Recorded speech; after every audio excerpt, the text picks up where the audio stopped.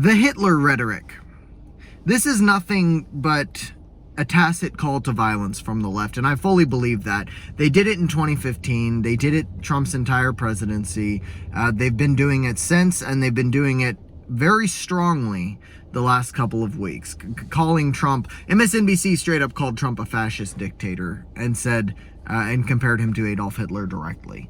Of course, we're not surprised by this. This is the game that they've been playing as long as Donald Trump has been in politics. But it's disturbing because of the recent attempts on Trump's life. There have been 2 assassination attempts, and I hold the media at least somewhat responsible for this.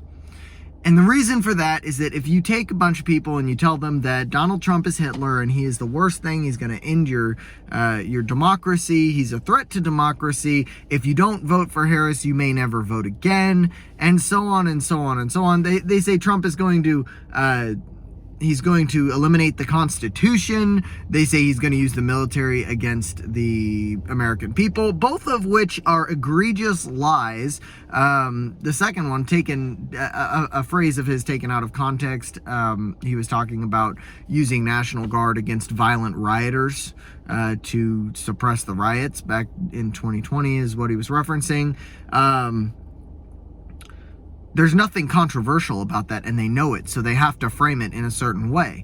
But this framing of Hitler, if you're on the left, you should be afraid of this. If you're on the right, you should be afraid of this.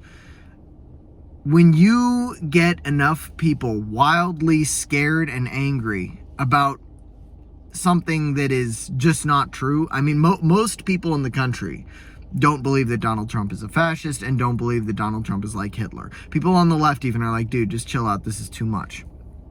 And in fact, there was a couple of articles that said, people are suffering from Hitler fatigue. They've been talking about Hitler far too much. Well, that much is true. But when you get, 5% of people riled up, we saw what relatively small numbers of people did during the Summer of Love, like compared to the population, I mean. Things will burn, businesses will be robbed, people will be shot, there will be riots in the streets. If Trump wins, it's going to be mayhem once again. You remember 2016 even, the people, the iconic moment of the woman falling to her knees screaming, "No!" because Donald Trump was going to be inaugurated. It's going to be like that on steroids because now they've had a decade to whip people into a frenzy. This is violence being signaled by the left. They want this. They want their little acolytes to go and take out their political rival. They're not going to admit it, but there's no other reason to push this lie. And they know it's a lie.